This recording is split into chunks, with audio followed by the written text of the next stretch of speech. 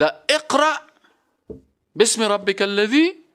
رسول اکرم صلی الله علیه و سلم به نبوت ابلاغ شد که تو نبی هستی.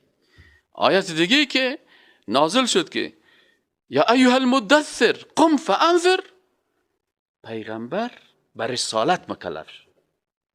فهمیدین؟ اینو میفهمین؟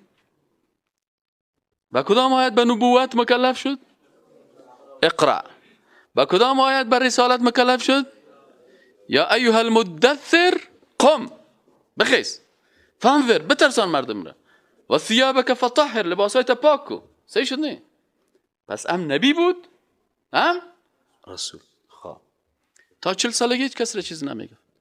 وقتی که برش گفته شد که بخیز و مردم دعوت بگو، رسول اکرم صلی الله علیه و سلم دعوت شروع کرد. مدت 3 سال دعوت مخفی بود. هر کسی که میدید که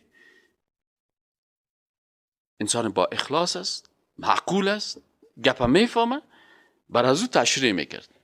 اما انسانهایی که میفهمید که چیزیست، مقاومت میکنن و میزنن و جنگ میکنن، یارو چیزی نمیگفت.